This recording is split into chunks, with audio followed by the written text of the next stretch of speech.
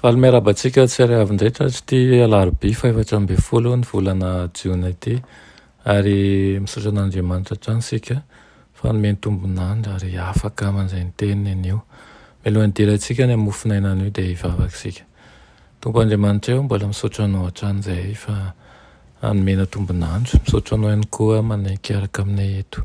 Misaotra anao tsy manadino ny sambatanay indrindra ny tokantrano misy anay. Misaotra anao ihany koa izay miay anay fomba manokana ary koa manome hery anay.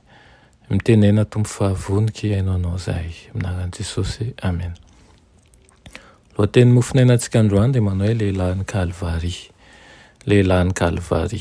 Nalaina amin'ny Lioka 7:7-7 manao hoe ary hoy koa Jesosy tamin'izy rehetra, raha misy tanaraka aoka izy andany tenany dia hitondra ny azo fijaliana isan'andro ka anaraka ahy. Amen. Tsy maintsy manana ny fanahy masina ao am-pony sy ao an-tokantrano ny Adventista amin'ny Tanjaniandro 7 mba ho voadio sy toetra madio. Nomeny tompo fahazavana aho fa raha mipetry ny tenany anatrehan'ny Israely n'izao tontolo izao ka hanadio ny tempolo ny fanahy no afaka amin'ny fahalotoana rehetra dia andreny fivavahana ho an'ny marary izy ary hitady azy ireo amin'ny fampiasana ny fanafodiny. Dia ny fanafodin'ny tompo izany ho fanasitranana ny aretina. Rehefa manao an'izay rehetra azony atao mba hiadiana amin'ny aretina ampinoana ny olombelona ka hampiasa an'ireo fomba fitsaboana tsotra nomen'Andriamanitra dia ho tahian'Andriamanitra ny ezaka ataony. Raha mbola mankama amin'ny fahazaran-dratsy ihany voakan'Andriamanitra aorianany nanomezana azy fahazavana lehibe toy izany ka mampanaram-pony tenany sy mandatsy hiova dia azo antoka fa hiara-ny vokatry ny fandikana lalàna. Raha mikiry manome fahafaham-pony filan-dratsiny hatrany izy ireo ka tsy hanao fahagagana hamonjena azy ireo amin'ny vokatra izany Andriamanitra, firifiry moa no manery ny fitahiana sarobidy indrindra no manotompo azy amin'ny fahasalamana sy ny fanomezam-pahasoavan'ny fanahy. Fanahy maro no mitolona mafy mba azo fandresena sy fitahiana manokana hanatontosany zava-dehibe. Matsapa mandrakariva izy ireo amin'izany fa tsy maintsy mampahory tena mibavaka sy ranomasina mba azahoana an'izany. Ahita fitsaharany ireny olona ireny rehefa mandinika ny soratra masina mibavaka mba hahafantarana ny sitrapon'Andriamanitra voambara ao. Ka manatanteraka an'izany sitrapony izany amin'ny fo, tsy misy fepetra na fampananaram-pony tena. Tsy maintsy manao ny asa eo anoloana izy ireo sady mandray ho an'ny tenany ny haben'ny fahasoavan'Andriamanitra izay ampanantenaina ny olona rehetra. Dia isika anaraka ny mpamonjy ao anatin'ny fahatsorany sy ny fandavan'ny tenany. Andeha asandratsika lehilahin'ny Kalvaria amin'ny alalan'ny fiteny sy ny fiainana masina.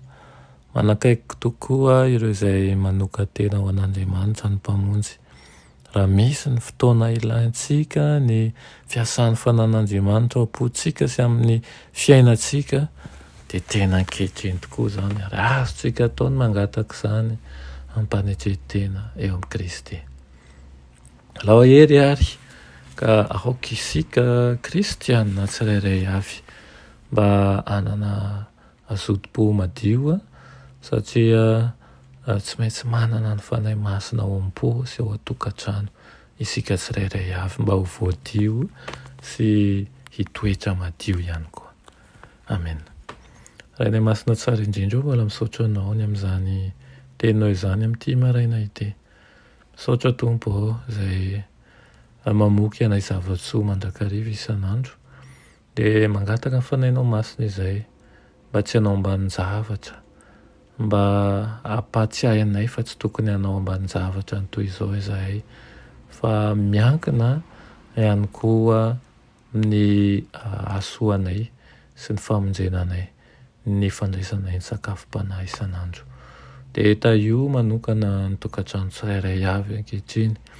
Taio manokana ny tsy salama ihany koa izay manaraka izao fandaharana izao mba hovangina ao amin'ny fomba manokana, ho ampahirezina ao amin'ny fomba manokana. Aminaran'i Jesosy. Amen.